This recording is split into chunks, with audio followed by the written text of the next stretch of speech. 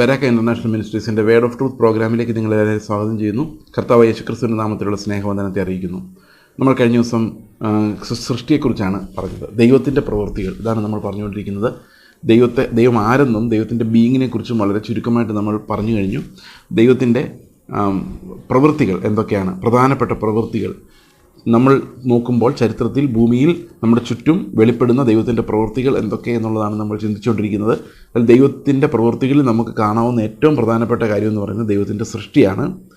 സൃഷ്ടി മാത്രമല്ല, അടുത്തത് പ്രൊവിഡൻസ് എന്നൊരു വിഷയമാണ്. അതായത് ദൈവം ഈ സൃഷ്ടിയെ വെറുതെ വിടുന്നില്ല. സൃഷ്ടിച്ചു, ഓക്കെ, ഇനി എങ്ങനെയെങ്കിലും നടന്നോട്ടെ എന്ന് വിചാരിച്ച് ഉപേക്ഷിക്കുന്നില്ല. ഈ സൃഷ്ടിക്ക് വേണ്ടതെല്ലാം ദൈവം പ്രൊവൈഡ് ചെയ്യുന്നു, നൽകുന്നു. ഇതിനെയാണ് നമ്മൾ പ്രൊവിഡൻസ് എന്ന് പറയുന്നത്.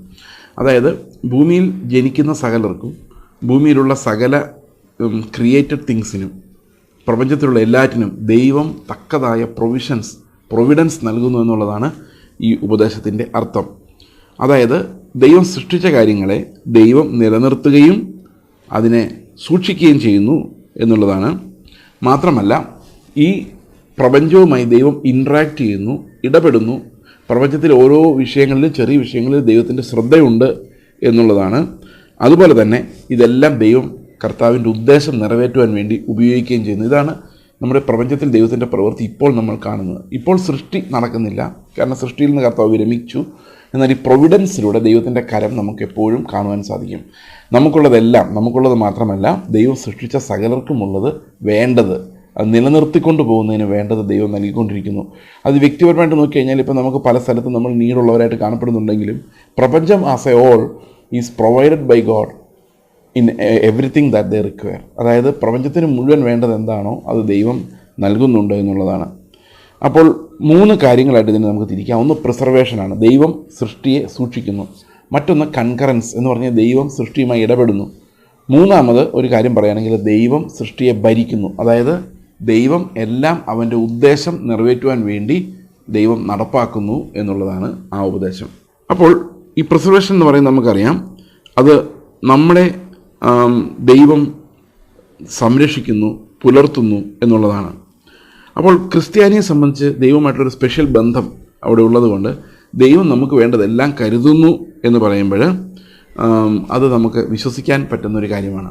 എന്നാൽ ഇന്ന് നമ്മൾ നമ്മുടെ സഭകളിലേക്ക് നോക്കുമ്പോൾ ദൈവം കരുതുന്നു എന്ന് പറയുന്നത് മുഴുവൻ ഈ ലോകത്തിലെ സംഭവങ്ങളെ സംബന്ധിച്ചാണ്. ആഹാരം, വസ്ത്രം, അത് തീർച്ചയായിട്ടും തെറ്റാന്നല്ല. പക്ഷേ ദൈവത്തിൻ്റെ കരുതൽ, യഥാർത്ഥത്തിൽ മനുഷ്യനോടുള്ള കരുതൽ വെളിപ്പെടുന്നത് അവനെ രക്ഷിക്കുന്ന ദൈവത്തിൻ്റെ പ്രവൃത്തിയിലാണ്. അതായത് രക്ഷയ്ക്ക് വേണ്ടിയുള്ളതെല്ലാം ദൈവം കരുതുന്നു. മോറൽ ക്രീച്ചേഴ്സായിട്ട് മനുഷ്യനെ സൃഷ്ടിച്ചിട്ട്, ദൈവം സന്മാർഗ ജീവികളായി മനുഷ്യനെ സൃഷ്ടിച്ചിട്ട് ദൈവം എന്ത് ചെയ്യുന്നു? ദൈവം അവയ്ക്ക് വേണ്ടതെല്ലാം നൽകുന്നു, മനുഷ്യർക്ക് വേണ്ടതെല്ലാം നൽകുന്നു എന്ന് നമുക്ക് കാണാൻ സാധിക്കും. അപ്പോൾ പ്രിസർവേഷൻ എന്നുള്ളത് ദൈവം അപ്പോൾ ഒന്നാമത്തെ കാര്യം അതാണ്, പ്രൊവിഡൻസ്. ദൈവത്തിൻ്റെ പ്രവൃത്തികളിൽ ഒന്നാമത്തെ ദൈവം സൃഷ്ടിയെ സൂക്ഷിക്കുന്നു എന്നുള്ളതാണ് പ്രിസർവേഷൻ. ദൈവം എന്തുദ്ദേശത്തോടെ സൃഷ്ടി നടത്തിയോ ആ ഉദ്ദേശം നിറവേറ്റത്തക്ക രീതിയിൽ ആ വസ്തുവിനെ ദൈവം പരിപാലിക്കുന്നു, സൂക്ഷിക്കുന്നു എന്നുള്ളതാണ് പ്രിസർവേഷൻ എന്ന ഉപദേശം. ഇത് എന്തുകൊണ്ട് പ്രധാനപ്പെട്ടതാണ്? ദൈവം നമ്മെ രക്ഷിക്കുമ്പോൾ ദൈവം ഒരു ഉദ്ദേശത്തോടുകൂടി രക്ഷിക്കുന്നതിനാൽ ദൈവം നമ്മെ സൂക്ഷിക്കുന്നു, രക്ഷയ്ക്കായി സൂക്ഷിക്കുന്നു. കർത്താവിൻ്റെ ഹിതം നമ്മളിലൂടെ പൂർത്തിയാക്കുന്നതിന് വേണ്ടി ദൈവം നമ്മളെ സൂക്ഷിക്കുന്നു എന്നുള്ളത് ദൈവത്തിൻ്റെ പ്രൊവിഡൻഷ്യൽ പ്രിസർവേഷൻ എന്ന് പറയും. അതായത് ദൈവം നമ്മെ കരുതി സംരക്ഷിച്ച് കാത്തു സൂക്ഷിക്കുന്നു എന്നുള്ളതാണ്. അപ്പോൾ വീഴാതെ വണ്ണം നമ്മളെ സൂക്ഷിച്ച് തൻ്റെ മഹിമാസന്നിധിയിൽ കളങ്കമില്ലാത്തവരായി ആനന്ദത്തോടെ നിർത്തുവാൻ ദൈവം നമ്മെ പ്രിസർവ് ചെയ്യുന്നു എന്ന് നമുക്ക് മനസ്സിലാക്കാം. ഓക്കെ, അപ്പോൾ ദൈവം സൃഷ്ടിച്ച എല്ലാത്തിനും ഒരു കോമൺ പ്രിസർവേഷൻ ദൈവത്തിൻ്റെ ഭാഗത്തു നിന്നുണ്ടെങ്കിലും വീണ്ടെടുക്കപ്പെട്ടവരെ സംബന്ധിച്ച് ഈ പ്രിസർവേഷൻ, സ്പെഷ്യൽ റിവലേഷനെ സംബന്ധിച്ച് ഈ പ്രിസർവേഷൻ വളരെ വ്യക്തമായിട്ട് നമുക്ക് കാണാൻ പറ്റും. കാരണം നമ്മൾ പാപത്തിൽ വീണ് നശിച്ചു പോകാതെ, ഇടറിപ്പോകാതെ അന്ത്യം വരെയും എത്തുവാൻ ദൈവത്തിൻ്റെ കരം നമ്മുടെ കൂടെ എപ്പോഴും ഉണ്ട് എന്നുള്ളതാണ് ആ പ്രിസർവേഷൻ എന്ന വിഷയം. എബ്രായർ 1:3 പറയുന്നത് ദൈവം അവൻ്റെ ശക്തിയാൽ എല്ലാ കാര്യങ്ങളെയും വഹിക്കുന്നു എന്നുള്ളതാണ്, അവൻ്റെ വചനത്തിൻ്റെ ശക്തിയാൽ. അപ്പോൾ ദൈവം എല്ലാ കാര്യങ്ങളെയും സൂക്ഷിക്കുകയും സംരക്ഷിക്കുകയും നടത്തുകയും വളർത്തുകയും ഒക്കെ ചെയ്യുന്നു എന്ന് നമുക്ക് മനസ്സിലാക്കാം. അപ്പോൾ ദൈവം നമുക്ക് നൽകിയ അനേകം കാര്യങ്ങൾ, ഈ പ്രപഞ്ചത്തിന് നൽകിയ അനേകം കാര്യങ്ങളാണ് മനുഷ്യൻ്റെ വിശേഷ ബുദ്ധി. ആ വിശേഷ ബുദ്ധിയിൽ നിന്നാണ് ഈ ശാസ്ത്രമൊക്കെ ഉണ്ടാകുന്നത്. അപ്പോൾ ഒത്തിരി കാര്യങ്ങളും ദൈവം നമ്മളിത് പോലും അറിയാതെ, നമ്മൾ പോലും ചിന്തിക്കാതെ, നമ്മൾ പോലും നന്ദി പറയാതെ ദൈവം നമുക്ക് തരുന്നുണ്ട്. നമ്മുടെ ചുറ്റും നമ്മൾ നോക്കിക്കഴിഞ്ഞാൽ അത് കാണാൻ പറ്റും. ഗോഡ് പ്രിസേർവ്സ് ദിസ് ക്രിയേഷൻ, അതെങ്ങനെയാണ് എന്നുള്ളത്. ഇനി അത് മാത്രമല്ല, രണ്ടാമത് നമ്മൾ കണ്ടത് ദൈവം നമ്മോട് ഇടപെടുന്നു. നമ്മുടെ ഡെയിലി ലൈഫിൽ ദൈവം ഇടപെടുന്നു. God cooperates with created things in every action. അത് എല്ലാ പ്രവൃത്തികളിലും ദൈവം നമ്മൾക്ക് ദൈവത്തിൻ്റെ ഒരു ഇടപെടലുണ്ട് എന്ന് മാത്രമല്ല, ദൈവത്തിൻ്റെ ഉദ്ദേശം നിറവേറ്റത്തക്ക രീതിയിൽ ദൈവിക ഇടപെടലില്ലാത്ത ഒരു കാര്യവും ഈ പ്രപഞ്ചത്തിൽ നടക്കുന്നില്ല. കാരണം God interacts with the creation and intervenes in everything. ദൈവം എല്ലാറ്റിലും ഇടപെടുന്നുണ്ട്, ഒന്നിലും ദൈവം മാറി നിൽക്കുന്നില്ല. ദൈവത്തിൻ്റെ ഒരു പർപ്പസ് അങ്ങനെയാണ് നിറവേറുന്നത്. ഓക്കെ, അപ്പോൾ ദൈവം പ്രകൃതിയെ നിയന്ത്രിക്കുന്നു, കാലാവസ്ഥയെ നിയന്ത്രിക്കുന്നു, പ്രകൃതിയിൽ എങ്ങനെ ഓരോ കാര്യങ്ങൾ നടക്കണമെന്ന് ദൈവം തീരുമാനിക്കുന്നു. പുല്ലിനെ അവൻ വളർത്തുമാറാക്കുന്നു, ഇയ്യോബിൻ്റെ പുസ്തകത്തിൽ സങ്കീർത്തനത്തിലും കാണുന്നു. ഓക്കെ, അതുപോലെ രാവിലെ വരുന്ന മഞ്ഞിനെക്കുറിച്ച് ദൈവം അതിനെ കൽപ്പിച്ചാക്കിയിരിക്കുന്നു എന്ന് പറയുന്നു. മഴയെ ദൈവം കൽപ്പിച്ച് വിടുന്നു എന്ന് പറയുന്നു. മൃഗങ്ങൾക്ക് വേണ്ടതെല്ലാം ദൈവം നൽകുന്നു എന്ന് പറയുന്നു. ആകാശത്തിലെ പറവകളെ ദൈവം സംരക്ഷിക്കുന്നു എന്ന് പറയുന്നു. സദൃശവാക്യങ്ങൾ 16:33 പറയുന്നു, ചീട്ട് മടിയിലിടുന്നു, അതിൻ്റെ വിധാനമോ യഹോവയാലത്രേ എന്ന് പറഞ്ഞു കഴിഞ്ഞാൽ നമ്മൾ നറുക്കെടുക്കുന്നു, ചീട്ടിടുന്നു, മനുഷ്യനാണ് ഇടുന്നത്, പക്ഷേ അത് തീരുമാനിക്കുന്ന പോലും ദൈവമാണെന്നാണ്. അതായത് എല്ലാ ചാൻസ് ഈവൻസ് അത്ഭുതകരമായിട്ട് നടന്നതാണ്, കോയിൻസിഡൻസ് എന്നൊക്കെ നമ്മൾ പറയുന്നതിനകത്തെല്ലാം ദൈവത്തിൻ്റെ കൈയാണ് എന്ന് വേദപുസ്തകം പറയുന്നു. അതുപോലെ തന്നെ നമ്മൾ പുല്ല് വളരുന്നത് എങ്ങനെ, അതിന് ബോട്ടണിസ്റ്റിൻ്റെ ഒരു എക്സ്പ്ലനേഷൻ ഉണ്ട്. ഒരു കൊച്ചു വളരുന്നത് എങ്ങനെ, ഇതിനെല്ലാം സയൻസിന് എക്സ്പ്ലനേഷൻ ഉണ്ട്. അത് സെല്ലുകൾ എങ്ങനെ വിഭജിക്കപ്പെടുന്നു, ഇതിനെല്ലാം ശാസ്ത്രീയമായ വിശദീകരണങ്ങളുണ്ട്. പക്ഷെ ഇതെല്ലാം ഇങ്ങനെ നടക്കാൻ കാരണം ദൈവത്തിൻ്റെ തീരുമാനമാണ് എന്നുള്ളതാണ് വേദപുസ്തകം പറയുന്നത്. അതായത് ദൈവം പ്രകൃതിയിലുള്ള എല്ലാ സൃഷ്ടിയുടെ മേലും ദൈവത്തിൻ്റെ ഇടപെടലുണ്ട്, കൺകറൻസ് ഉണ്ട്. ദൈവം പ്രകൃതിയിൽ ഇടപെടുന്നു എന്ന് നമുക്ക് മനസ്സിലാക്കാം. അപ്പോൾ ഈ പ്രകൃതിയിൽ നമ്മൾ പല കാരണങ്ങളാൽ നടന്നു എന്ന് പറയുന്ന കാര്യങ്ങളെല്ലാം ദൈവത്തിൻ്റെ ഹിതത്തിനകത്താണ് നടക്കുന്നത്. കാരണം ദൈവത്തിൻ്റെ പരമാധികാരത്തിന് വെളിയിൽ ഒന്നും നടക്കാൻ സാധ്യമല്ല എന്നുള്ളതാണ്. അതുപോലെ തന്നെ ദൈവത്തിൻ്റെ പ്രൊവിഡൻസിൽ പ്രധാനപ്പെട്ടൊരു കാര്യമാണ് ഗവൺമെൻറ്റുകൾ, രാജ്യങ്ങൾ, രാഷ്ട്രങ്ങൾ. ഇതൊക്കെ ഈ രാഷ്ട്രങ്ങൾ എന്ന് പറയുന്നത് ഒരു ഇമാജിനറി റിയാലിറ്റിയാണെന്ന് പലപ്പോഴും തത്വശാസ്ത്രത്തിൽ പറയാറുണ്ട്. അതായത് ഇന്ത്യ എന്ന് പറയുന്നതിൻ്റെ ബോർഡർ, നിങ്ങൾ ഇന്ത്യയും നേപ്പാളും തമ്മിലുള്ള ബോർഡർ കണ്ടിട്ടുണ്ടോ? അല്ല ഏതെങ്കിലും രാജ്യമായിട്ടുള്ള ബോർഡർ. ഞങ്ങൾ കഴിഞ്ഞ മാസം നേപ്പാളിൽ പോയിരുന്നു. ഇപ്പോൾ നേപ്പാളിലെ ബോർഡർ ഇന്ത്യയിൽ നിന്ന് നേപ്പാളിലോട്ട് കിടക്കുന്നു. എന്ത് ഡിഫറൻസാണ് ഉള്ളത്?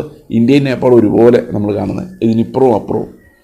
അപ്പോൾ ഈ അപ്പുറത്തും ഇപ്പുറത്തുമുള്ള ആളുകൾ ഒരേപോലെ മനുഷ്യരാണ്. അപ്പോൾ ഈ രാജ്യങ്ങളുടെ ബൗണ്ടറി എന്ന് പറയുന്നത് ഒരു ഇമാജിനറി റിയാലിറ്റിയാണ്. അത് റിയൽ വരയല്ല, അത് മനുഷ്യൻ വരച്ചുണ്ടാക്കി റിപ്പബ്ലിക് എന്നൊക്കെ പറഞ്ഞ് വിളിക്കുന്നതാണെന്ന് ചില ആൾക്കാർ പറയാറുണ്ട്. അരാജകവാദികളാണ് അങ്ങനെ പറയുന്ന പ്രധാനപ്പെട്ട ആൾക്കാർ. പക്ഷേ ഒരർത്ഥത്തിൽ പറഞ്ഞത് ശരിയാണെന്ന് നമുക്ക് തോന്നാം. എങ്കിൽ പോലും ബൈബിൾ വായിക്കുമ്പോൾ അങ്ങനെയല്ല കാണുന്നത്. ബൈബിൾ വായിക്കുമ്പോൾ ഓരോ രാഷ്ട്രവും ദൈവത്തിൻ്റെ പ്രൊവിഷനാണെന്നാണ്. അതായത് ഓരോ രാജ്യത്തിൻ്റെ അതിരുകളും ഓരോ രാജ്യവും ദൈവം തന്നെയാണ് പ്ലാൻ ചെയ്യുന്നതെന്ന് നമുക്ക് കാണാൻ പറ്റും. അതുപോലെ തന്നെ രാജ്യത്ത് ആര് ഭരിക്കണമെന്ന് തീരുമാനിക്കുന്നത് ദൈവമാണ്. ഇവിടെ ഇലക്ഷൻ വരുമ്പോഴേക്കും നമ്മൾ ഒത്തിരി പ്രാർത്ഥിക്കുന്നുണ്ട്, സുവിശേഷത്തിന് അനുകൂലമായ ഭരണം ഉണ്ടാകണം. അങ്ങനെയൊന്നും നമ്മൾ പ്രാർത്ഥിക്കുന്നത് പോലെ അല്ല അത് നടക്കുന്നതാണ്. അതൊരു കോമൺ ബ്ലെസ്സിങ്ങിൻ്റെ ഭാഗമാണ്. ദൈവമാണ് അൾട്ടിമേറ്റ്ലി തീരുമാനിക്കുന്നത് എന്താണ് നല്ലത്, ഏതാണ് ഒരു രാഷ്ട്രത്തിന് നല്ലത്, അല്ലെങ്കിൽ അവൻ്റെ പർപ്പസ് നിറവേറുന്നതിന്. ഇപ്പോൾ ഇന്ത്യ എന്നൊരു രാജ്യത്തിന് നല്ലത് ഏതാണെന്നുള്ളതല്ല, അതിനപ്പുറത്തേക്ക് ദൈവത്തിൻ്റെ പർപ്പസ് ഈ ഇന്ത്യ മഹാരാജ്യത്തിലും ലോകത്തിൽ എവിടെയും നിറവേറുന്നതിന് ഏതാണ് ഏറ്റവും ഉചിതമായ ഗവൺമെൻറ് എന്ന് തീരുമാനിക്കുന്ന ദൈവമാണ്. അപ്പോൾ അത് തീർച്ചയായിട്ടും എല്ലാ സമയത്തും നമുക്ക് അനുകൂലമാകണമെന്ന് നിർബന്ധമില്ല. അപ്പോൾ അനുകൂലമല്ലാത്ത സാഹചര്യങ്ങളെയും ദൈവം തന്നെയാണ് സൃഷ്ടിക്കുന്നത്. കാരണം ദൈവം പലപ്പോഴും അനുകൂലമല്ലാത്ത അനേക സാഹചര്യങ്ങളെ നമുക്കായിട്ട് ഉപയോഗിക്കുന്നുണ്ട്. ഓക്കെ, അപ്പോൾ പ്രപഞ്ചത്തെ മുഴുവൻ നിയന്ത്രിക്കുന്ന ദൈവം, ഓരോ രാജ്യങ്ങളെയും വലുതാക്കുകയും ചെറുതാക്കുകയും ചെയ്യുന്ന ദൈവം, ഓരോ രാജ്യങ്ങളിലും അധികാരികളെ വാഴിക്കുന്ന ദൈവം, രാജാക്കന്മാരെ വാഴിക്കുന്ന ദൈവം എന്ന് പറയുമ്പോൾ ദൈവത്തിൻ്റെ പരമാധികാരത്തിന് നമ്മൾ കീഴ്പ്പെട്ട് കഴിഞ്ഞാൽ ആര് ഭരിക്കുന്നു എന്നുള്ളതൊന്നും നമുക്കൊരു പ്രശ്നമല്ല. പൊളിറ്റിക്കലി നടക്കുന്ന കാര്യങ്ങളെക്കുറിച്ച് നമുക്ക് എല്ലാ അവയർനെസ് ഉണ്ടെങ്കിലും അത് നിർബന്ധങ്ങളില്ല. കാരണം God decides ultimately what should happen. അപ്പോൾ ഇയ്യോബിൻ്റെ 12:23 പറയുന്നു, ദൈവമാണ് രാജ്യങ്ങളെ വലുതാക്കുന്നതും മഹത്തരമാക്കുന്നതും നശിപ്പിച്ചു കളയുന്നതും അവരെ ഓടിച്ചു കളയുന്നതും എല്ലാം നയിക്കുന്നതെല്ലാം ദൈവമാണെന്ന് പറയുന്നു. അപ്പോൾ ദൈവത്തിന് പ്രത്യേകമായ ബൗണ്ടറീസ് ഉള്ള രാജ്യങ്ങൾ എന്ന് പറയുന്നത് ദൈവത്തിൻ്റെ വ്യവസ്ഥ തന്നെയാണ്. അതൊരു ഇമാജിൻ റിയാലിറ്റി മാത്രമല്ല, ദൈവത്തിൻ്റെ മുമ്പിൽ അത് തീർച്ചയായിട്ടും ദൈവത്തിൻ്റെ പദ്ധതികളുടെ ഭാഗമാണ്. ഇന്ത്യ എന്നൊരു രാജ്യം ദൈവത്തിൻ്റെ പദ്ധതിയുടെ ഭാഗമാണ്. അതുപോലെ ഓരോ രാജ്യങ്ങളും ദൈവത്തിൻ്റെ പദ്ധതിയുടെ ഭാഗമായതുകൊണ്ട് തന്നെ അവിടെ ആര് ഭരിക്കണം എന്നുള്ളതും ദൈവമാണ് അൾട്ടിമേറ്റ്ലി തീരുമാനിക്കുന്നത്. നമ്മൾ ഈ ലോകത്തിലേക്ക് നോക്കുമ്പോൾ ഒത്തിരി റീസൺസ് നമുക്ക് കാണാം. മനുഷ്യർ വോട്ട് ചെയ്യുന്നത് ജയിപ്പിക്കും നമുക്ക് തോന്നാം. പക്ഷേ മനുഷ്യർ വോട്ട് ചെയ്ത് ജയിപ്പിക്കാനുണ്ടായ സാഹചര്യം സൃഷ്ടിക്കുന്ന ദൈവം അനുവദിച്ചിട്ടാണ് എന്നുള്ളതാണ്. Everything is caused by God. Okay, ആ ജനറൽ കോസ് എപ്പോഴും ദൈവമായിരിക്കും എന്ന് നമുക്ക് മനസ്സിലാക്കാം. അതുമാത്രമല്ല, ദൈവം നമ്മുടെ ഓരോ ജീവിത സാഹചര്യങ്ങളിൽ ഇടപെടുന്നുണ്ട്. ദൈവം അറിയാതെ ഒരു തലമുടി നാര് പോലും താഴെ വീഴുന്നില്ല എന്ന് മത്തായിയുടെ സുവിശേഷത്തിൽ നമുക്ക് കാണാം. പ്രത്യേകിച്ച് ജനനം മുതൽ നീ എന്നെ അറിഞ്ഞിരിക്കുന്നു, നീ എന്നെ വേർതിരിച്ചിരിക്കുന്നു. ഗലാത്യർ 1:15 പൗലോസ് പറയുന്നുണ്ട്. യോബിൻ്റെ പുസ്തകത്തിൽ അങ്ങനെ പറയുന്നുണ്ട്. സങ്കീർത്തനങ്ങളിൽ പല ഭാഗങ്ങളിലുണ്ട്, അപ്പോസ്തല പ്രവൃത്തികളിലുണ്ട്, ഓരോ വിശുദ്ധന്മാരെക്കുറിച്ച് പറയുമ്പോഴുണ്ട്. യെരമ്യാ 10:23 പറയുന്നു, okay, O lord, that the way of man is not in himself, that it is not in man who walks to direct his steps. അപ്പോൾ സദൃശവാക്യങ്ങൾ 20-24 പറയുന്നത് ദൈവമാണ് ഒരു മനുഷ്യൻ്റെ ചുവടടികളെ സ്ഥിരപ്പെടുത്തുന്നതെന്നാണ്. എങ്ങോട്ട് കാല് വെക്കണമെന്നുള്ള സ്റ്റെപ്പുകളെ സ്ഥിരപ്പെടുത്തുന്ന ദൈവമാണ് എന്ന് നമുക്ക് കാണാൻ സാധിക്കും. ഇപ്പോൾ ഇങ്ങനെ അനേകം വാക്യങ്ങൾ. മറിയയുടെ പാട്ട്, ലൂക്കോസിൻ്റെ സുവിശേഷത്തിലെ മറിയയുടെ പാട്ടിൽ പറയുന്നു, രാജ്യങ്ങളെ താഴെ ഇറക്കുന്നവനും ഉയർത്തുന്നവനും എല്ലാം ദൈവമാണ് എന്ന് പറയുന്നു. മക്കളെക്കുറിച്ച് പറയുന്നു, ദൈവം മക്കളെ നൽകുന്നു, മക്കൾ ദൈവം നൽകുന്ന അവകാശമാണ് എന്ന് പറയുന്നു. അപ്പോൾ ഇങ്ങനെയുള്ള എല്ലാം ദൈവത്തിന് ആട്രിബ്യൂട്ട് ചെയ്യപ്പെടുന്നു, സകലതും ലോകത്തിൽ സംഭവിക്കുന്ന. അപ്പോൾ ചില ആൾക്കാർ പറയും, നല്ലത് ചെയ്യുകയാണെങ്കിൽ ദൈവം, ചീത്ത ചെയ്യുകയാണെങ്കിൽ പിശാച്. അങ്ങനെ അല്ല. ദൈവം നിയന്ത്രിക്കാത്ത ഒരു കാര്യവുമില്ല. ചില തിന്മകൾ ഈ ലോകത്ത് നടക്കും. അത് നടക്കുന്നതും ദൈവം അറിഞ്ഞുകൊണ്ട് തന്നെയാണ്. ദൈവത്തിൻ്റെ കൺകറൻസ് ഇല്ലാതെ ഒരു പരിപാടിയും ഈ ലോകത്ത് നടക്കുകയില്ല. കാരണം അങ്ങനെ ദൈവത്തിൻ്റെ ഇഷ്ടമില്ലാതെ എന്തെങ്കിലും ഈ ലോകത്ത് നടക്കുകയാണെങ്കിൽ ദൈവത്തിന് നിയന്ത്രണമില്ലാന്നതിൻ്റെ അർത്ഥം. ഇപ്പം നിങ്ങൾക്ക് ഇഷ്ടമില്ലാത്ത ഒരു കാര്യം നിങ്ങളുടെ വീട്ടിൽ നടക്കുന്നുണ്ടെങ്കിൽ അതെന്തുകൊണ്ടാണ്? നിങ്ങൾക്ക് വെറുക്കുന്ന ഒരു കാര്യം നടക്കുന്നത്, നിങ്ങൾ വെറുക്കുന്ന ഒരു കാര്യം നടക്കുന്നത്, നിങ്ങൾക്ക് അതിനകത്ത് നിയന്ത്രണമില്ലാത്തതുകൊണ്ടാണ്. അപ്പോൾ ദൈവം വെറുക്കുന്ന കാര്യങ്ങളുണ്ടെങ്കിലും ദൈവം അത് അനുവദിക്കാതെ ഒരു കാര്യവും ഈ ഭൂമിയിൽ നടക്കുകയില്ല. ഇപ്പോൾ ഒരു ഇഞ്ചക്ഷൻ എടുക്കുന്നത് നിങ്ങൾക്ക് വെറുപ്പുണ്ടായിരിക്കാം, പക്ഷേ നിങ്ങളത് അനുവദിക്കാതെ നടക്കുകയില്ല. ഓക്കെ, ഒരു കൊച്ചിനെ ഇഞ്ചക്ഷൻ എടുക്കണമെങ്കിൽ നിങ്ങൾ പേരൻസ് അനുവദിക്കാതെ നടക്കില്ല.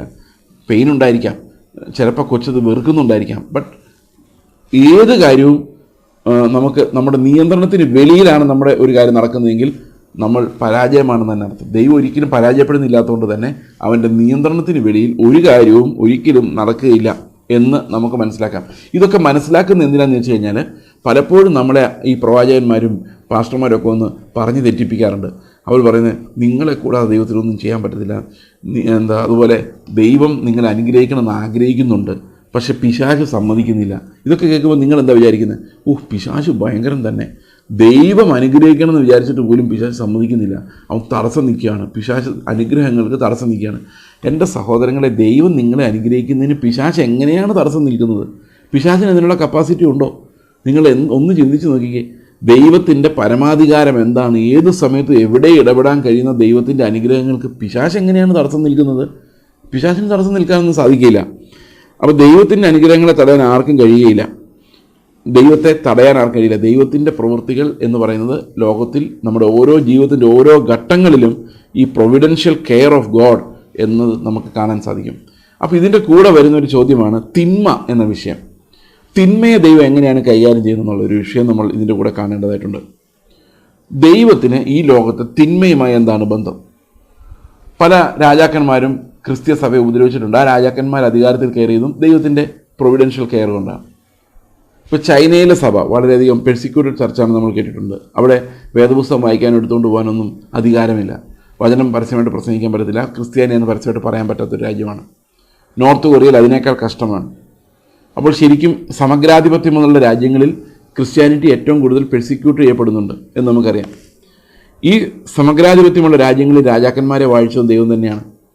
ഇപ്പോൾ ചൈന എടുക്കുകയാണെങ്കിൽ ചൈനയിലെ രഹസ്യ ചർച്ചുകൾ, അനേകം രഹസ്യ ചർച്ചുകളുണ്ട്.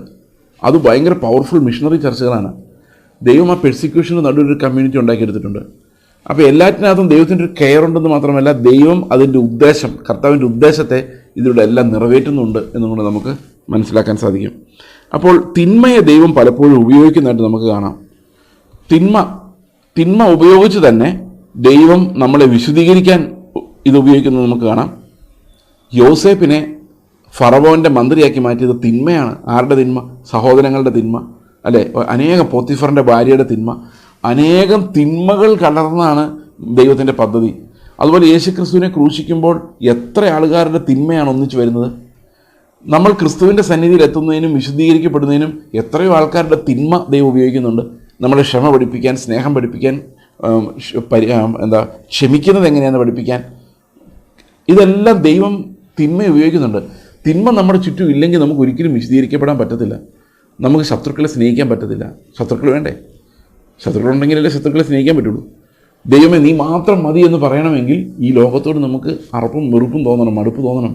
അപ്പോൾ ശരിക്കും പറഞ്ഞു കഴിഞ്ഞാൽ തിന്മ ഈസ് എസെൻഷ്യൽ എന്ന് വേണേൽ ഒരിടത്തിൽ നമുക്ക് പറയാം നമ്മുടെ വിശുദ്ധീകരണത്തിന്. കാരണം ദൈവം അത് അനുവദിക്കുന്നത് അതുകൊണ്ടായിരിക്കാം എന്ന് ഞാൻ വിചാരിക്കുന്നു. ഈ സമയത്തും തിന്മ നിലനിൽക്കുന്നതിൻ്റെ ഒരു കാരണം God is using that evil to correct us. പക്ഷെ നമ്മളൊരു കാര്യം മനസ്സിലാക്കണം, ദൈവം ഒരിക്കലും തിന്മ ചെയ്യുന്നില്ല എന്നുള്ളത്. ദൈവം ഒരിക്കലും തിന്മ ചെയ്യുന്നില്ല. ദൈവം എപ്പോഴും നന്മ മാത്രമേ ചെയ്യുന്നുള്ളൂ. എന്നാൽ ദൈവം ഈ തിന്മ, ഈ ലോകത്ത് പ്രസൻ്റ് ആയിട്ടുള്ള തിന്മയെ ദൈവം നമ്മുടെ വിശുദ്ധീകരണത്തിനായി ഉപയോഗിക്കുന്നു എന്ന് നമുക്ക് വളരെ എളുപ്പത്തിൽ മനസ്സിലാക്കാൻ പറ്റുന്ന കാര്യമാണ്.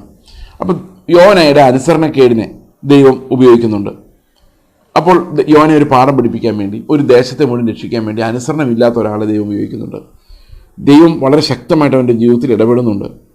അപ്പോൾ ഇവിടെ എല്ലാം നമ്മൾ കാണുന്നത് കൺകറൻസ് ഓഫ് ഗോഡ്, അതായത് ദൈവം എപ്പോഴും നമ്മുടെ കാര്യങ്ങളിൽ ഇടപെടുന്നു. തിന്മകളിലൂടെ, മറ്റുള്ളവരുടെ തിന്മകളിലൂടെ ഇടപെടുന്നു. നിങ്ങൾക്കറിയാമോ, ആ മനുഷ്യരെ യോനയെ എടുത്ത് കടലിലോട്ടിട്ടു. അതൊരു തിന്മയായിരുന്നു ഒരിടത്ത് പറഞ്ഞു കഴിഞ്ഞാൽ. പക്ഷേ അത് ദൈവത്തിൻ്റെ പർപ്പസിന് അത് ആവശ്യമായിരുന്നു. അപ്പോൾ പല സ്ഥലത്തും ഈ തിന്മകളിലൂടെ ദൈവം നന്മ സാധിപ്പിച്ചെടുക്കുന്നുണ്ട്. സകല സാഹചര്യങ്ങളിലും നന്മ എക്സ്ട്രാക്ട് ചെയ്തെടുക്കാൻ ദൈവത്തിന് സാധിക്കും. ഏത് തിന്മ നിറഞ്ഞ, ഈവിൽ നിറഞ്ഞ സാഹചര്യങ്ങളിലും ദൈവത്തിന് നന്മ എക്സ്ട്രാക്ട് ചെയ്യാൻ സാധിക്കുമെന്ന് നമുക്ക് ഈ വാക്യങ്ങളിലൂടെ എല്ലാം മനസ്സിലാക്കാൻ പറ്റും. അപ്പോൾ ദൈവം തിന്മയും ഉപയോഗിക്കുന്നുണ്ട്. നിങ്ങളുടെ ജീവിതത്തിന് പലപ്പോഴും തിന്മ ഉണ്ടായിട്ടുള്ളത് കഷ്ടങ്ങൾ ഉണ്ടായിട്ടുള്ളത് ദൈവം നന്മയ്ക്കായി മാറ്റിയിട്ടുണ്ടെന്ന് നിങ്ങൾക്ക് തന്നെ അറിയാമായിരിക്കാം. പല സഹോദരങ്ങളും നിങ്ങൾക്കെതിരെ നിൽക്കുന്ന നിങ്ങളുടെ സ്വഭാവത്തെ വിശദീകരിച്ചിട്ടുണ്ട്. നിങ്ങളുടെ കുടുംബത്തിൽ പ്രശ്നങ്ങളുണ്ടെങ്കിൽ അത് നിങ്ങളെ കൂടുതൽ സൗമ്യനാക്കി മാറ്റിയിട്ടുണ്ടാവാം. അപ്പോൾ ഒത്തിരി ഇടങ്ങളിൽ ദൈവം തിന്മയെ നമ്മുടെ തന്നെ വിശദീകരണത്തിനായി ഉപയോഗിക്കുന്നതായിട്ട് നമുക്ക് മനസ്സിലാക്കാം. അപ്പോൾ ദൈവം ഒരിക്കലും പാപം ചെയ്യുന്നില്ല എന്ന് മാത്രമല്ല, പാപം നമ്മുടെ ജീവിതത്തിൽ എതിരാളികൾ വന്നു കഴിഞ്ഞാൽ അത് ദൈവം കാരണമാണ് എന്ന് നമുക്ക് തിന്മയുടെ കാരണം ദൈവമാണെന്ന് നമുക്ക് ഒരിക്കലും പറയാൻ സാധിക്കില്ല. അത് അങ്ങനെയാണ് ദൈവം പ്രവർത്തിക്കുന്നത്. അതായത് ദൈവം ഇത് അനുവദിക്കുന്നത് നമ്മളെ വിശദീകരിക്കാൻ വേണ്ടിയാണ്, നന്മയാക്കി മാറ്റിക്കൊണ്ടാണ്. നമുക്ക് നന്മയാക്കി, തിരഞ്ഞെടുക്കപ്പെടുന്നവർക്ക് നന്മയാക്കി മാറ്റിക്കൊണ്ടാണ് ദൈവം ഈ തിന്മയെ ഉപയോഗിക്കുന്നത് എന്നുള്ളത് കൊണ്ട് തന്നെ നമുക്കൊരിക്കലും ദൈവത്തെ കുറ്റം പറയുവാൻ സാധിക്കില്ലെന്ന് മാത്രമല്ല, ദൈവം ഒരിക്കലും തിന്മ ചെയ്യുന്നുമില്ല. ദൈവത്തിന് തിന്മയായതൊന്നും ചെയ്യുവാൻ സാധിക്കുകയുമില്ല. അപ്പോൾ ഈ പല കാര്യങ്ങളും ദൈവം സൂപ്പർവൈസ് ചെയ്യുന്നു, എങ്കിലും ദൈവത്തിൻ്റെ ഇഷ്ടം പോലെ അത് നടക്കണം എന്ന് നമുക്ക് നിർബന്ധമുണ്ട്. അങ്ങനെ മാത്രമേ നടക്കുകയുള്ളൂ. ദൈവത്തിൻ്റെ വില്ലിനപ്പുറത്തേക്കൊന്നുമില്ല. പക്ഷേ അതിൻ്റെ സെക്കൻഡറി കോസ്, ഉദാഹരണത്തിന് എന്നെ ഒരാൾ തല്ലുന്നു, ഇത് ദൈവത്തിൻ്റെ ഉദ്ദേശമായിരിക്കാം, എനിക്കൊരു തല്ലിൻ്റെ കുറവുണ്ടായിരുന്നിരിക്കാം. പക്ഷേ അതിൻ്റെ സെക്കൻഡറി കോസ് ആയിട്ടുള്ള ഒരു മനുഷ്യൻ പാപിയാണ്, ആ ചെയ്ത മനുഷ്യൻ പാപിയാണ്, ആ പാപമാണ് ഉപയോഗിക്കപ്പെടുന്നത്. ഓക്കെ, അപ്പോൾ ദൈവത്തിൻ്റെ പ്രൊവിഡൻസ് എന്ന് പറയുന്ന ഇതാണ്. ദൈവം മനുഷ്യർക്ക് വേണ്ടി എല്ലാം പ്രൊവൈഡ് ചെയ്യുന്നുണ്ട്, എങ്കിലും മനുഷ്യൻ ഇപ്പോഴും അവൻ്റെ പ്രവൃത്തികൾക്ക് ഉത്തരവാദികളാണ്. അതാണ് ഈ സെക്കൻഡറി കോസ് ഞാൻ പറഞ്ഞത്. ഇപ്പോൾ ഒരാൾ എന്നെ തല്ലുന്നു, ദൈവം അനുവദിച്ചിട്ടാണ് അതെന്നുള്ളത് ശരിയാണെങ്കിലും ഈ തല്ലുന്നയാളുടെ കുറ്റം അവിടെ കിടക്കുകയാണ്. അതൊരു സെക്കൻഡറി കോസാണ്. നിങ്ങൾ വഴക്കുണ്ടാക്കി, പല ആൾക്കാരും പറയാറുണ്ട്, ഞാൻ ഭയങ്കര സ്ട്രിക്റ്റാണ് പിള്ളേരെ, ഞാൻ നല്ല പൊട്ടിൽ കൊടുത്ത പിള്ളേരെ വളർന്നത്, പിള്ളേർ നന്നാകാൻ വേണ്ടിയാണ്. പിള്ളേർ നന്നാകാൻ അത് ഉപകാരപ്പെടുന്നുണ്ടാവും. പക്ഷെ നിങ്ങൾ ഇപ്പോഴും ദേഷ്യത്തിൻ്റെ പിടിയിലും ക്രോധത്തിൻ്റെ പിടിയിലുമാണ്. അതൊരു സെക്കൻഡറി കോസാണ്. അതിന് നിങ്ങൾ ഉത്തരവാദികളാണ്. അതുപോലെയാണ് ഓരോ കാര്യങ്ങളും. നമ്മൾ ചെയ്യുന്നത് വേറൊരാൾക്ക് നന്മയായി വന്നേക്കാം. നിങ്ങൾ ഉപേക്ഷിക്കുന്നത് ഒരാളെ ചിലപ്പം കർത്താവിൽ സ്ട്രോങ് ആക്കിയേക്കാം. അല്ലെങ്കിൽ നിങ്ങൾ പൈസ കൊടുക്കാത്തത് ഒരു മിഷണറിയെ ഒരു പക്ഷേ ദൈവത്തിൻ്റെ ട്രസ്റ്റിൽ വളർത്തിയേക്കാം. പക്ഷേ അതിന് ഇടവരുത്തിയ നിങ്ങളുടെ സെക്കൻഡറി കോസ് ഉണ്ടല്ലോ, അത് പാപമാണ്. ആ പാപത്തിന് മാറ്റമില്ല. ഇതാണ് നമ്മൾ എപ്പോഴും മനസ്സിലാക്കേണ്ടത്. നമ്മൾ വഴക്കുണ്ടാക്കി അത് അയാൾക്ക് നന്മയായി മാറി, പക്ഷെ അതിന് കാരണമായൊരു സെക്കൻഡറി കോസ് എന്ന് പറയുന്നത്, അതായത് ഈ മനുഷ്യൻ ചെയ്തത് പാപമാണ്. അപ്പോൾ പാപത്തെ അങ്ങനെയാണ് ദൈവം കാണുന്നത്. ഈ കൺകറൻസ്, ദൈവം നമ്മുടെ ജീവിതത്തിൽ ഇടപെടുമ്പോൾ തന്നെ നമ്മൾ എല്ലാ കാര്യങ്ങൾക്കും റെസ്പോൺസിബിൾ ആണ് എന്ന് നമുക്ക് മനസ്സിലാക്കേണ്ടത് ആവശ്യമാണ്. അപ്പോൾ പ്രധാനമായിട്ടും ഇനി ദൈവത്തിൻ്റെ പ്രവൃത്തികൾ എന്തൊക്കെയാണെന്ന് ചോദിച്ചു കഴിഞ്ഞാൽ, ദൈവത്തിൻ്റെ സൃഷ്ടിയിൽ ഉൾപ്പെട്ട 3 കാര്യങ്ങളെക്കുറിച്ചും കൂടി നമ്മൾ പഠിക്കേണ്ടതായിട്ടുണ്ട്. ഒന്ന്, ഏഞ്ചൽസ്, ദൂതന്മാർ. ദൈവം ദൂതന്മാരെ സൃഷ്ടിച്ചു. ഈ ദൂതന്മാരെ വളരെ ബുദ്ധിയുള്ള, ഫിസിക്കലല്ല ആത്മീകമായ ആത്മീക ശരീരങ്ങളുള്ള ബീയിങ്സാണ്, ഹെവൻലി ബീയിങ്സാണ്. പലപ്പോഴും ഈ ദൂതന്മാരെക്കാളും വലിയൊരു തേജസ്സിലേക്കാണ് നമ്മൾ പോകുന്നതെന്നുള്ളത് കൊണ്ട് ഇന്ന് പല ആളുകളും ദൂതന്മാരോട് കമാൻഡ് ചെയ്യുന്നത് ഞാൻ കണ്ടിട്ടുണ്ട്. പാസ്റ്റർമാർ ദൂതന്മാരോട് കൽപ്പിക്കുന്നു പറഞ്ഞു. പ്രിയ സഹോദരങ്ങളെ, നമ്മുടെ സേവകാത്മാക്കളായി ദൈവം ദൂതന്മാരെ വിട്ടിട്ടുണ്ടെന്നുള്ളത് ശരിയാണ്. നമ്മുടെ സെക്യൂരിറ്റി അവർ നോക്കുന്നുണ്ട്, സ്പിരിച്വൽ സെക്യൂരിറ്റി, നമ്മുടെ അപകടങ്ങളിൽ നിന്ന് രക്ഷിക്കുന്നുണ്ട്, ഒക്കെ ശരിയാണ്. പക്ഷേ ദൂതന്മാർ ഒരിക്കലും നമ്മുടെ കമാൻഡിലല്ല. ദൂതന്മാർ ഒരിക്കലും നമ്മുടെ കമാൻഡിലല്ല, ദൈവത്തിൻ്റെ കമാൻഡിലാണ്. നമുക്ക് ദൂതന്മാരോട് കൽപ്പിക്കാനൊന്നും സാധിക്കില്ല. ദൂതന്മാർ ഒരിക്കലും നമ്മുടെ കൽപ്പനകൾ സ്വീകരിച്ച് നമ്മുടെ മുമ്പിൽ വണങ്ങി നിൽക്കുന്ന ആളുകളല്ല. ദൂതന്മാർ ദൈവത്തിൻ്റെ കമാൻഡ് മാത്രമേ സ്വീകരിക്കുന്നുള്ളൂ. സേവിക്കുന്നത് നമ്മളെ ആയിരിക്കും, പക്ഷെ കമാൻഡ് ദൈവത്തിൻ്റെയാണ്. ആ ദൈവത്തിൻ്റെ കമാൻഡ് അനുസരിച്ച് മാത്രമേ ദൂതന്മാർ പ്രവർത്തിക്കുകയുള്ളൂ. അപ്പോൾ ദൂതനോട് കൽപ്പിക്കുന്നു, ദൂതന്മാർ കാവൽ കൽപ്പിക്കുന്നു എന്ന് നമുക്ക് പറയാൻ പറ്റില്ല. ദൈവം അത് നോക്കിക്കോളും. ദൈവത്തിന് മാത്രമേ ദൂതന്മാരെ അങ്ങോട്ടും ഇങ്ങോട്ടും എന്തെങ്കിലും ചെയ്യാനോ ചെയ്യിപ്പിക്കാനോ പറ്റുകയുള്ളൂ. ഒരിക്കലും മനുഷ്യരുടെ കൺട്രോളിന് കീഴിൽ വരുന്ന ആൾക്കാരല്ല ദൂതന്മാരെന്ന് നമ്മൾ മനസ്സിലാക്കണം. അതുപോലെ തന്നെ ഡിമൺസ്, ദുരാത്മാക്കൾ, ഭൂതങ്ങളെന്നൊക്കെ പറയുന്നത് ഈവിൽ ഏഞ്ചൽസ്, ദുഷ്ടത പ്രവർത്തിക്കുന്ന ദുരാത്മാക്കൾ, അതിന് ഡിമൺസ് എന്ന് പറയുന്നത്. ഈ ഡിമൺസ് എന്ന് പറയുന്നത് ദൈവത്തിനെതിരെ പാപം ചെയ്ത ദൂതന്മാരെന്ന് നമുക്ക് 2 പത്രോസിലും നമുക്ക് കാണാൻ പറ്റും. സാത്താൻ എന്ന് പറയുന്നത് ഈ ഡിമൺസിൻ്റെ ഹെഡായ മെയിൻ ആളെയാണ് നമ്മൾ സാത്താൻ എന്ന് വിളിക്കുന്നത്. സാത്താൻ ഇയ്യോബിൻ്റെ 1:6 ആണ് പഴയ നിയമത്തിൽ ഏറ്റവും വ്യക്തമായിട്ട് കാണുന്ന ഒരു ഭാഗം. സാത്താൻ ദൈവപുത്രന്മാരുടെ കൂടെ ചെന്ന് നിൽക്കുന്നതായിട്ട് നമ്മൾ കാണുന്നു. അപ്പോൾ ഇത് മൂന്നും എന്താ പറയുന്നത്, ദൈവത്തിൻ്റെ പെർമിഷനോടുകൂടി അനുവാദത്തോടു കൂടി മാത്രം പ്രവർത്തിക്കാൻ പറ്റുന്ന ബീയിങ്സാണ്. ഏഞ്ചൽസ് മാത്രമല്ല, ഡീമൺസ് ആയാലും സൈറ്റൻ ആയാലും ദൈവത്തിൻ്റെ കമാൻഡിന് വെളിയിൽ പ്രവർത്തിക്കാൻ സാധിക്കില്ല. അവർക്ക് ഇൻഡിപെൻഡൻ്റ് ആയിട്ടൊരു കാര്യം ഈ ഭൂമിയിൽ ചെയ്യാൻ പറ്റത്തില്ല, ദൈവം പെർമിറ്റ് ചെയ്യാതെ. സാത്താനൊരു ടൈം ദൈവം കൊടുത്തിട്ടുണ്ട്. നമ്മുടെ വിശുദ്ധീകരണം പൂർത്തിയാകുന്നതുവരെയും അവൻ പ്രവർത്തിച്ചുകൊണ്ടിരിക്കും, പല രീതിയിൽ പ്രവർത്തിച്ചുകൊണ്ടിരിക്കും. ചിലപ്പോൾ നമുക്ക് പലതരത്തിലുള്ള രോഗാവസ്ഥകൾ ഒക്കെ വരുത്താൻ, ദോഷങ്ങളാൽ പരീക്ഷിക്കാൻ സാത്താൻ തയ്യാറാകും. പക്ഷെ അവിടെയെല്ലാം നമ്മൾ വിശുദ്ധീകരിക്കുന്ന ദൈവത്തിൻ്റെ കൃപ നമ്മൾ നിലനിർത്തും. അപ്പോൾ നമ്മളെ വിശുദ്ധീകരിക്കാൻ ഈ വക പരീക്ഷണങ്ങൾ ആവശ്യമാണ്. യേശുക്രിസ്തു പരീക്ഷിക്കപ്പെടേണ്ടത് ആവശ്യമായിരുന്നു. അല്ല, ദൂതന്മാരും ഡിമൺസ്, അതായത് ദുരാത്മാക്കളും അതുപോലെ സാത്താനും എല്ലാം ഈ ഭൂമിയിൽ ഒരു കാലഘട്ടം വരെ ഉണ്ടാകും. അവസാനം സാത്താൻ ബന്ധിക്കപ്പെടും എന്ന് നമുക്കറിയാം. അപ്പോൾ ഇതെല്ലാം ദൈവത്തിൻ്റെ പ്രവൃത്തികളിൽ വരുന്ന കാര്യങ്ങളാണ്. ഇവരിലൂടെ എല്ലാം ദൈവം പ്രവർത്തിക്കുന്നു. ദൈവം ഈ പ്രകൃതിയെ അങ്ങനെ അവൻ്റെ പ്രവർത്തനത്തിലൂടെ നിയന്ത്രിക്കുന്നു എന്ന് നമുക്ക് ഈ വാക്യങ്ങളിലൂടെ നമുക്ക് ദൈവത്തിൻ്റെ വചനം നമ്മളെ പഠിപ്പിക്കുന്നു. അപ്പോൾ നമ്മുടെ ഈവിൽ ഡീഡ്സ്, സാത്താനെ കുറ്റം പറയാൻ പറ്റത്തില്ല. നമ്മുടെ ഈ തെറ്റുകൾക്ക് ദൈവത്തെ കുറ്റം പറയാൻ പറ്റത്തില്ല. നമ്മുടെ തെറ്റുകൾക്ക് നമ്മൾ തന്നെ ഉത്തരവാദികളായിരിക്കണം. നമ്മൾ തന്നെയാണ് ഈ തെറ്റ്. അപ്പോൾ ദൈവമാണ് സൂപ്പർഫിഷ്യലി എല്ലാം ചെയ്യുന്നതെങ്കിലും ഈ സെക്കൻഡറി കോസ് ഞാൻ എങ്ങനെയാണ് ഇതിന് കോൺട്രിബ്യൂട്ട് ചെയ്യുന്നുള്ള കാര്യം നമ്മളെപ്പോഴും അന്വേഷിക്കേണ്ട ഒരു കാര്യമാണ്. അവനൊരു തല്ല് കിട്ടേണ്ടത് ആവശ്യമായിരിക്കാം, പക്ഷേ അത് എൻ്റെ കയ്യിൽ നിന്ന് വരരുത്. കാരണം ഞാനൊരു കരുണാപാത്രമായി തിരഞ്ഞെടുക്കപ്പെട്ട ആളാണ്. അപ്പോൾ എൻ്റെ സെക്കൻഡറി കോസ് അവിടെ ഉണ്ടാകാൻ പാടില്ല. അപ്പോൾ ദൈവം സകലതും സൃഷ്ടിക്കുകയും ദൈവം സകലതും പരിപാലിക്കുകയും എല്ലാറ്റിലും ഇടപെടുകയും എല്ലാ കാര്യങ്ങളിലും ദൈവത്തിൻ്റെ തീരുമാനം നടപ്പാക്കുകയും ചെയ്യുമ്പോഴും നമ്മൾ നമ്മുടെ ജീവിതത്തെക്കുറിച്ച് ഉത്തരവാദിത്വമുള്ളവരും, നമ്മൾ വിശുദ്ധ ജീവിതം നയിക്കുന്നവരും, നമ്മൾ കരുണാപാത്രങ്ങളെന്ന് ആ ഒരു വിശേഷതയോടെ ജീവിക്കേണ്ടവരുമാണ്. വേറെ ഉപദ്രവിക്കാനോ ഡിസിപ്ലിൻ ചെയ്യാനോ നമുക്ക് അധികാരമില്ല. അത് ദൈവത്തിന് മാത്രമേ പറ്റുള്ളൂ. പലപ്പോഴും സഭയ്ക്ക് പല അധികാരങ്ങളുണ്ട്. ഞാൻ പറയുന്നൊരു വ്യക്തിയെ സംബന്ധിച്ച് ഒരു ചെറിയൊരു എക്സാമ്പിൾ ഞാൻ നിങ്ങളോട് പറയും, ഇത് മനസ്സിലാവും. വർഷങ്ങൾക്ക് മുമ്പ് ഞാൻ ആന്ധ്രാപ്രദേശിലായിരിക്കുന്ന സമയത്ത് അവിടെ ഒരു മനുഷ്യൻ, ഞങ്ങളുടെ കൂടെ ചർച്ചിലുണ്ടായിരുന്ന ഒരു സഹോദരൻ, അദ്ദേഹം വളരെ സാമ്പത്തികമായ ഒത്തിരി ക്രമക്കേടുകൾ അദ്ദേഹത്തിൻ്റെ ലൈഫിലുണ്ടായി. അങ്ങനെ അദ്ദേഹത്തിൻ്റെ ജോലിയിൽ നിന്ന് പുറത്താക്കപ്പെട്ടു. ഈ ജോലിയിൽ നിന്ന് പുറത്താക്കപ്പെട്ട കാര്യം അദ്ദേഹം ആരോടും പറഞ്ഞില്ല. അദ്ദേഹം ചർച്ചിൽ വരുന്നു, പോകുന്നു, ജോലി പോയ കാര്യം പറയുന്നില്ല. കാരണം അത് ലജ്ജ ഉണ്ടാക്കുന്ന കാര്യമായതുകൊണ്ട് അദ്ദേഹം ആരോടും മിണ്ടുന്നില്ല. ഒരു 3-4 മാസം കഴിഞ്ഞപ്പോഴാണ് ഇദ്ദേഹത്തിൻ്റെ ജോലി പോയ കാര്യം ആ ഇൻസ്റ്റിറ്റ്യൂഷനിലുള്ള വേറൊരാൾ പറഞ്ഞ് ഞങ്ങൾ അറിയുന്നത്. അപ്പോൾ എന്നോടൊരു സഹോദരൻ പറഞ്ഞു, അദ്ദേഹം ഇങ്ങനെ ഫിനാൻഷ്യലി ഒത്തിരി അവിശ്വസ്തത കാണിച്ചിട്ടുണ്ട്, അതുകൊണ്ട് ദൈവം കൊടുത്തൊരു ശിക്ഷയാണ്, നമ്മൾ ഇതിനകത്ത് ഇനി അദ്ദേഹത്തെ സഹായിക്കാൻ പോകരുത്. പക്ഷേ അപ്പോൾ എൻ്റെ മനസ്സിൽ കർത്താവ് പറഞ്ഞൊരു കാര്യം ഇതാണ്, ശരിയായിരിക്കാം, ദൈവം ശിക്ഷിച്ചോട്ടെ, ദൈവത്തിന് ശിക്ഷിക്കാനുള്ള അധികാരമുണ്ട്, പക്ഷേ എനിക്കില്ല, എന്നെ ദൈവം കരുണാപാത്രമായിട്ടാണ് വെച്ചിരിക്കുന്നത്. ഈ 6 മാസവും ദൈവം അദ്ദേഹത്തിന് ഒരു ഡിസിപ്ലിനിങ് കൊടുത്തു കാണുമായിരിക്കാം, പക്ഷെ എൻ്റെ മുമ്പിൽ വരുമ്പോൾ, സഭയുടെ മുമ്പിൽ വരുമ്പോൾ അവനെ ശിക്ഷിക്കാൻ ഞാനുണ്ടാവുകയില്ല. കാരണം കരുണാപാത്രങ്ങളായി മാത്രമാണ് നമ്മളെ വെച്ചിരിക്കുന്നത്. നമ്മൾ കരുണ കാണിക്കേണ്ടവരാണ്. ആഹാരം കൊടുക്കാതെ പട്ടിണിക്കിടാൻ നമുക്ക് സാധിക്കില്ല. അതുകൊണ്ട് പ്രിയ സഹോദരങ്ങളെ, ദൈവമാണ് എല്ലാം തീരുമാനിക്കുന്നതെന്ന് വരുമ്പോഴും ദൈവമാണ് എല്ലാം തീരുമാനിക്കുന്നു വരുമ്പോഴും പ്രിയ സഹോദരങ്ങളെ, ഈ സെക്കൻഡറി കോസ് നമ്മളിടയിൽ നിൽക്കുമ്പോൾ നമ്മൾ കരുണ കാണിക്കാനും ദൈവത്തിൻ്റെ സൽഗുണങ്ങളെ ഘോഷിക്കാൻ തക്കവണ്ണമുള്ള വിശുദ്ധ ജനം എന്നുള്ള സുബോധം നമുക്കുണ്ടായിരിക്കുകയും ചെയ്യേണ്ടത് ആവശ്യമാണ്. അതുകൊണ്ട് നമുക്ക് പ്രാർത്ഥിക്കാം. ഞങ്ങളുടെ സ്വർഗ്ഗസ്ഥ പിതാവേ, ഞങ്ങളുടെ ചുറ്റുമുള്ള ലോകം നാശത്തിലേക്ക് പോകുമ്പോഴും കർത്താവെ, അങ്ങയുടെ അൾട്ടിമേറ്റ് പർപ്പസിലേക്ക് അത് നയിക്കപ്പെടുമ്പോൾ കർത്താവെ, ഞങ്ങൾ അങ്ങേക്ക് കീഴടങ്ങി അങ്ങയുടെ ആ സൽഗുണങ്ങളെ ഘോഷിക്കുന്ന ദൈവത്തിൻ്റെ സ്വന്തം ജനമാക്കി ഞങ്ങളെ കർത്താവെ അവിടെ നിന്ന് വിശുദ്ധീകരിക്കണമെന്ന് ഞങ്ങൾ അങ്ങോട്ട് പ്രാർത്ഥിക്കുന്നു.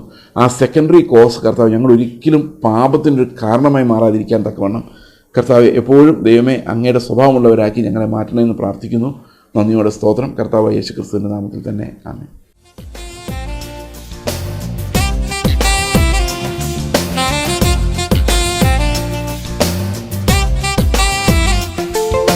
ക്രൂശിലെ ദിവ്യസ്നേഹം ഓർക്കുമ്പോൾ എങ്ങനെ ഞാൻ മൗനമായിടും? എന്നാഥൻ എനിക്കായി സഹിച്ചതാ കഷ്ടതകളെങ്ങനെ മറന്നിടും? ക്രൂശിലെ ദിവ്യസ്നേഹം ഓർക്കുമ്പോൾ എങ്ങനെ ഞാൻ മൗനമായിടും? എന്നാഥൻ എനിക്കായി സഹിച്ചതാ കഷ്ടതകളെങ്ങനെ മറന്നിടും? വർണ്ണിക്കും ആ ദിവ്യ സ്നേഹത്തെ ആയുസ്സിൻ ദിനമൊക്കെയും, വർണ്ണിക്കും ആ ദിവ്യ സ്നേഹത്തെ ആയുസ്സിൻ ദിനമൊക്കെയും. ക്രൂശിലെ ദിവ്യ സ്നേഹം ഓർക്കുമ്പോൾ എങ്ങനെ ഞാൻ മൗനമായിടും? എന്നാഥൻ എനിക്കായി സഹിച്ചതാ കഷ്ടതകളെങ്ങനെ മറന്നിടും?